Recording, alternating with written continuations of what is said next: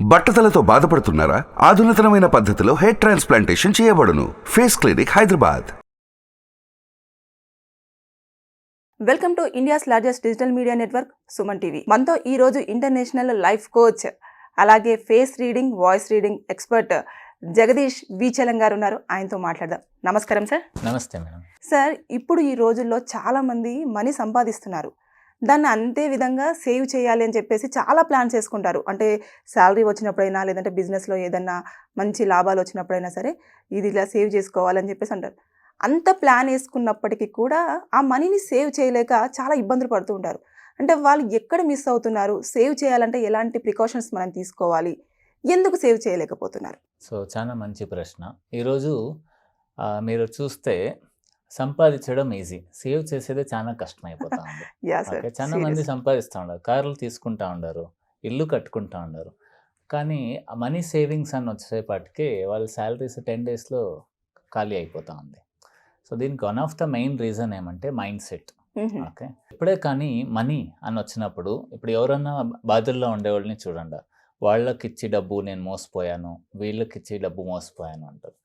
రిలేషన్షిప్లో హార్ట్ని యూస్ చేయండి, మనీలో ఎప్పుడు మైండే యూస్ చేయాలి.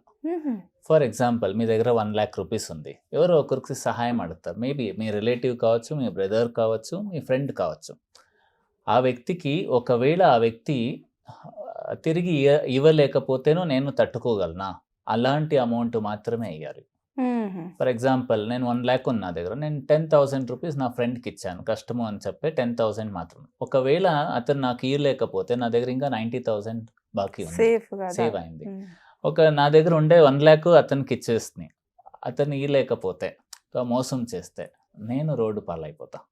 అలా చేయకూడదు. ఎప్పుడే కానీ మనీ ఖర్చు చేసేటప్పుడు, మనీ ఇచ్చేటప్పుడు మీ మైండ్నే అడగండి.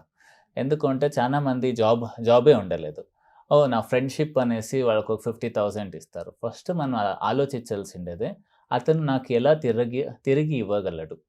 ఇక్కడ చూడండి, మార్వాడీస్ చాలా చాలా స్మార్ట్. వాళ్ళు ఒక్కొక్క రూపాయిని లెక్కేసి ఇస్తారు. ఎవరికన్నా ఖర్చు చేసేటప్పుడు లెక్కేసి ఖర్చు చేస్తారు. మన దగ్గర ఒక 50 lakhs ఉంటే నలుగురికి చూపించాలా, అలాంటి 50 lakh రూపీస్కి ఒక కార్ తీసుకుంటాము, అందరికీ చూపిస్తాం, తర్వాత తెలుస్తుంది దాన్ని మెయింటైన్ చేసేది ఎంత కష్టమని. కానీ వాళ్ళు అట్లు కాదు. 50 lakh రూపీస్ అంటే 10 lakhs మాత్రమే బడ్జెట్కి పెడతారు ఒక కార్కి. ఇంక 40 lakhs నా దగ్గర ఉంటేనే నాకు సంతోషం. సో వాళ్ళు డబ్బు ఉన్నంత సంతోషపడతారు. వేరే వాళ్ళు ఏం చేస్తారు, డబ్బు ఖర్చు చేసినంత సంతోషపడతారు. సో డబ్బు దాచిపెట్టడము ఒక ఆర్ట్. ఓకే, సో అందుకే ఎప్పుడే కానీ లివింగ్ రిచ్ వేరే, షోయింగ్ రిచ్ వేరే. లివింగ్ రిచ్ అన్నప్పుడు మీరు మోస్ట్ సక్సెస్ఫుల్ పీపుల్ చూడండి, వీళ్ళు షోయింగ్ రిచ్ అనేది ఉండలే. నేను వాళ్ళకి చూపించాలా, వీళ్ళకి చూపించాలా, పక్కింటి వాళ్ళు కారు కొన్నారు నేను కారు కొనేయాలా, ఇలా ఉండలే వీళ్ళది. సో వీళ్ళది ఏముంటుంది, లివింగ్ రిచ్. అంటే వీళ్ళకి for example bank balance already ఒక వాళ్ళకి ఇష్టమైన అమౌంట్ 1 crore 2 crores ఉంటుంది. ఎలా ఉంటుంది మనసు, రిలాక్స్. జాబ్లో ఏమైనా స్ట్రెస్ వచ్చినా కానీ బ్యాంక్లో ఉంది కదా, నథింగ్ టు వరీ అనేది ఉంటుంది. అది లివింగ్ రిచ్. షోయింగ్ రిచ్ అంటే ఏమి, ఈడ నానా తిప్పలు పడుతూ ఉంటాము, కానీ బయట మాత్రం నవ్వుతూ నేను బాగుండాను అని కవర్ చేస్తూ ఉంటారు. అలా వండుకొని ఏమవుతుంది, చాలామంది వాళ్ళ కమిట్మెంట్స్ కంటే ఓవర్గా వెళ్ళిపోతూ ఉంటారు. అదే ఒక 30-40 years బ్యాక్ చూడండి, ఒక పిల్గ్రిమేజ్ ప్లేస్, ఒక తిరుపతికి పోవాలంటే కొంచెం డబ్బు దాచిపెట్టుకొని పోతా ఉంటారు. ఇప్పుడు ఈఎంఐస్, లోన్స్, క్రెడిట్ కార్డ్స్ అంతా వచ్చింది. సో ఎంతోమందికి వాళ్ళ శాలరీస్ సేవ్ చేసేకొస్తా ఉంటాయి. సో ఎప్పుడే కానీ సంపాదించేటప్పుడు ఈరోజు నా లాస్ట్ డే అని సంపాదించండి, కానీ సేవ్ చేసేటప్పుడు నేను ఇంకా 100 years బతుకుతాను అనేలాగా సేవ్ చేసినప్పుడు వాళ్ళు ముందరకు పోయే ఛాన్సెస్ ఉంటుంది. సో ఇక్కడ ఒక స్మాల్ స్టోరీ చెప్పక ఇష్టపడతాను. సో అందరూ భగవంతుడిని ప్రార్థించేది ఎందుకు, డబ్బులు ఇయ్యప్ప అని ప్రార్థిస్తారు. ఒక 2 couples ఉంటారు. ఒక కపుల్ వాళ్ళు శివ పార్వతిని చాలా ఆరాధిస్తూ ఉంటారు. ఇంకొక కపుల్స్ ఉంటారు, వాళ్ళు శివ పార్వతిని ఆరాధిస్తూ ఉంటారు. సో ఒకరోజు శివ పార్వతి భూలోకానికి వస్తారు, చూస్తాము నా భక్తులు ఎలా ఉండారు అని వస్తారు. వచ్చినప్పుడు ఒక కపుల్ ఉంటారు, వాళ్ళిద్దరూ శివ భక్తులే, కానీ కొట్లాడుతూ ఉంటారు, గొడవ అవుతూ ఉంటుంది వాళ్ళ మధ్య. సో అప్పుడు శివపై చూస్తా వాళ్ళు ఎప్పుడూ గొడవ పడుతూ ఉంటారు. అంటే లేదు, వాళ్ళు మన భక్తులు, వాళ్ళకి ఏమన్నా వరం ఇవ్వండి అని చెప్తారు. ఓకే వాళ్ళకి ఇచ్చినా ఏం ఉపయోగం లేదు అంటారు శివుడు. కానీ పార్వతీదేవి లేదు ఇవ్వాల్సిందే అని చెప్తారు. ఆయా అనేసి శివుడు మారు వేషంలో పోయి ఏమి గొడవ పడతా ఉండారు, ఏమన్నా వరం కావాలా అంటే చెప్పండి ఇస్తాను అంటే, భార్యాభర్తలు గొడవలో ఉంటారు. భర్తను అడుగుతారు ఫస్ట్. ఆ భర్త కోపం ఎవరిపైన ఉంది? భార్య పైన. నా భార్య చనిపోవాలా అంటుంది. ఇమీడియట్గా తథాస్తు అంటే భార్య చనిపోతుంది. సో భార్య ఆత్మ అవుతుంది. అప్పుడు భార్యకి ఒక వరం ఇస్తాము అని శివుడు ప్రత్యక్షమై చెప్తే, నాకు నన్నే ఇట్లా చేస్తారు, నా బిడ్డలకు నన్ను దూరం చేసే, నా మొగుడు చనిపోవాలి అంటారు. సో వాళ్ళ మొగుడిని చంపేస్తారు. తర్వాత 2 బిడ్డలు ఉంటారు వాళ్ళకి. ఆ 2 బిడ్డలని అడుగుతారు.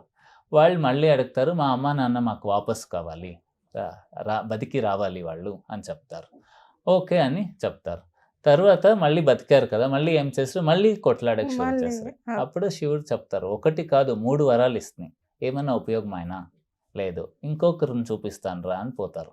అక్కడేమంటే అతను శివభక్తుడు, వాళ్ళు చాలా పేదరికంలో ఉంటారు. వాళ్ళ భార్యకి ఎన్నో సంవత్సరాల నుంచి బిడ్డలు అయిండలేదు. సో బిడ్డ లేదు అనే స్ట్రెస్లో ఉంటుంది వాళ్ళ భార్య. వాళ్ళ అమ్మ నాన్నకి కంటి చూపు ఉండలేదు. ఓకే, వాళ్ళు ఒక్కసారైనా ప్రపంచాన్ని చూడాలని ఆశపడతా ఉంటారు. అప్పుడు శివుడు మారు వేషంలో పై వాళ్ళకి చెప్తారు, నీకు ఒకే ఒక వరం ఇస్తాను, ఏది కావాలనో కోరుకో అంటే, ఒక 5 నిమిషాలు ఇస్తారా అంటారు. ఇంటికి వస్తాడు, చూస్తారు. చూసిన తర్వాత అమ్మా నాన్నకేమో కళ్ళు కావాలి, భార్యకేమో బిడ్డ కావాలి, నాకేమో ధనం కావాలి. సో ఏం అడిగేదే అని వస్తాడు.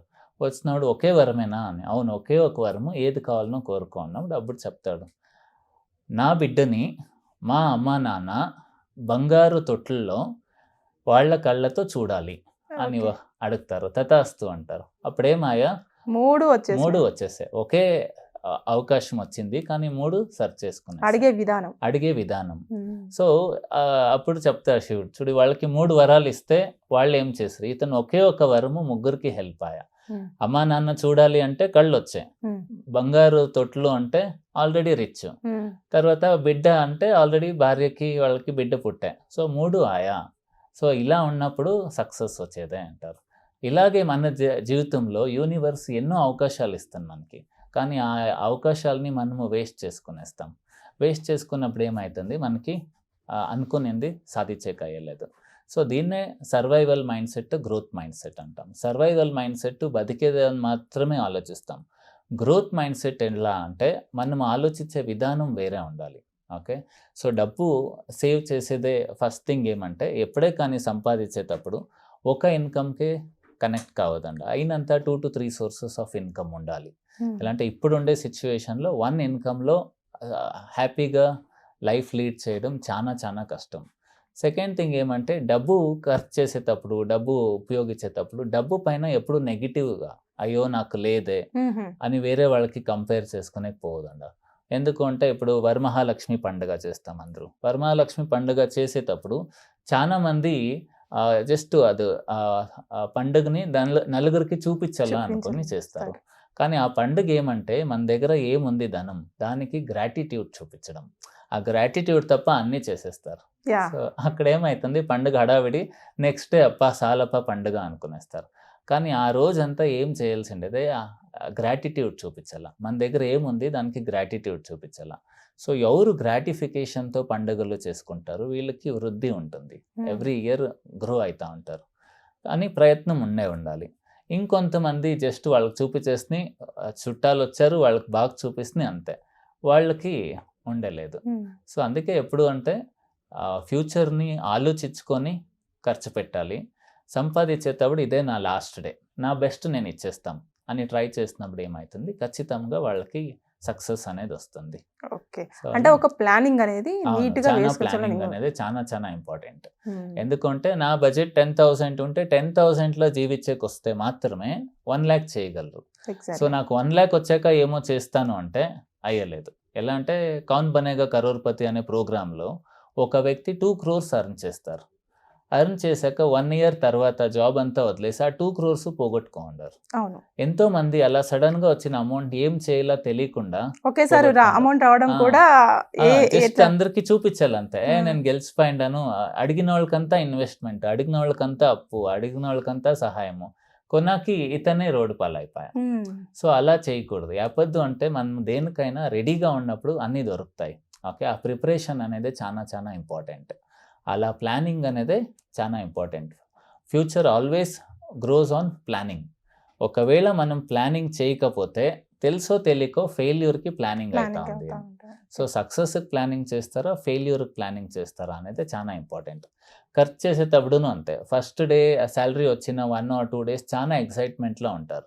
కానీ 10 daysకి శాలరీ ఎక్కడ పాయా అని ఆలోచిస్తూ ఉంటారు. అదే ప్రతిదీ లెక్క రాసింటే లాస్ట్ మంత్ ఈ మంత్ ఏమాయా అనే లెక్క ఉన్నప్పుడు ఎక్కడ ఎక్కువ ఖర్చు అయింది దాన్ని కట్ చేసుకునేది చేయాలి. అప్పుడు ఏమవుతుంది, ఖచ్చితంగా సక్సెస్ అనేది వస్తుంది. తర్వాత మల్టిపల్ సోర్స్ ఆఫ్ ఇన్కమ్ మీద ఫోకస్ చేసినంతను చాలా చాలా హెల్ప్ అవుతుంది. థ్యాంక్ యూ సార్, చాలా మంచి విషయాలు చెప్పేశారు. అంటే ఎట్లా మనం మనీని ఎర్న్ చేయాలి, అంటే ఒకవేళ మనకు యూనివర్స్ మనకు అవకాశాలు ఇస్తున్నా కూడా దాన్ని ఎట్లా యూటిలైజ్ చేసుకోవాలనేది ఒక మాటలో చాలా క్లియర్గా చెప్పారు. Thank you sir. Thank you. Suman టీవీలో మీ పర్సనల్ అండ్ బిజినెస్ ప్రమోషన్స్ కోసం కింది నెంబర్కి కాంటాక్ట్ చేయండి.